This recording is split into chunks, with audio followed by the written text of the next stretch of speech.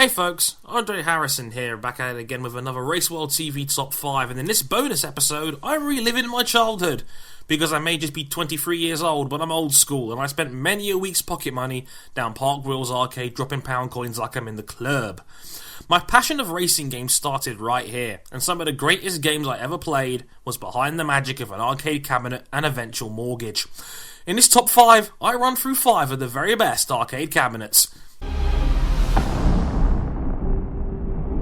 Number 5 is Grid. Surprised? Yep. Would you ever believe that Codemasters and Sega would join forces to create an arcade machine port of one of their most famous racing games? Grid was originally one of the classics of the 360 era, released back in 2007, and I was just randomly walking through my local arcade and then I see a brand new Grid machine there and I was shocked. And it plays pretty well too. Given I personally have moved on from the 360, it was a nice reminder of the brilliance of Race Driver Grid. Codies, can we get a next-gen version already? It's not like Autosport was bad or anything. Number 4 is Manx TT Superbike. Who doesn't love a good bike game and a machine that is guaranteed to make you look like an idiot trying to copy Valentino Rossi? Because that's what Manx TT Superbike did.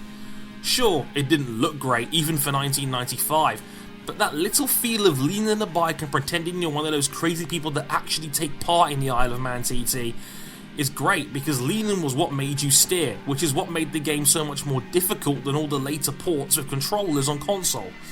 And trust me, I spent many hours trying to perfect this, and that's why I loved Manx. And no, I still haven't finished a TT circuit to this day. I know, I'm terrible. It's legendary, this one. Sega Rally back in 1995 was one of the premier showcases of Sega's Model 2 processor, and it's an iconic arcade racer that was in every wacky warehouse by the time I was 8 years old. Manic acceleration, ridiculous drifting, and a whole heap of fun across dirt, tarmac, and even that secret lakeside stage you got at the end if you were good enough to beat the main game. And of course, by the time it was all said and done, you got the greatest game ending line of all time.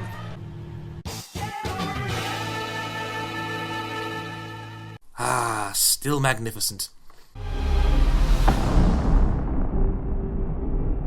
Number 2 is Daytona USA. Daytona, let's go away. Ah, the memories. There was one in every arcade you went to, without a doubt. Daytona USA is probably the most famous arcade cabinet racer of them all. First released on arcade back in 1993 before ended up on every console under the sun, even on 360 as late as 2011 as the rebranded Sega Racing Classic. There was nothing quite like drifting a ridiculously thin NASCAR at 210 miles an hour, from the Daytona 500 to even a couple of other complicated mountain and city tracks designed to test your skills. I even loved the 4-speed gearbox and the satisfaction you got from changing down to drift, then changing back up again to get the back end out.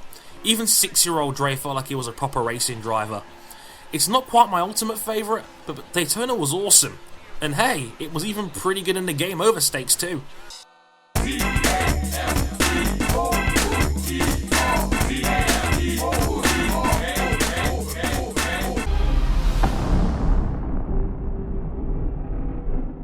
Outrun 2 is my number 1, and it's not because it was just an arcade racing game. It was essentially aspirational TV way before its time.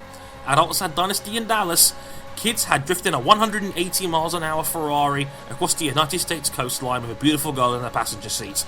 6 of one, half dozen of the other. Outrun 2 was a brilliant sequel. It looked stunning, the cars were beautifully detailed, the game was smooth, difficult but yet enjoyable, it had a mix of modes including the unique Heart Attack mode, and had one beautiful soundtrack too. One of the very best in racing franchises. I could listen to Magical Sound Shower all day. So for me, Outrun 2 is the king, and I still want a Ferrari Enzo more than life itself purely because of this game. So, any other arcade cabinet classics you loved? Ridge Racer fans, holler at me. Until next time, I've been Andre Harrison, thanks for watching, and I'll see you again on Tuesday where I pretend to be Santa Claus. Bye.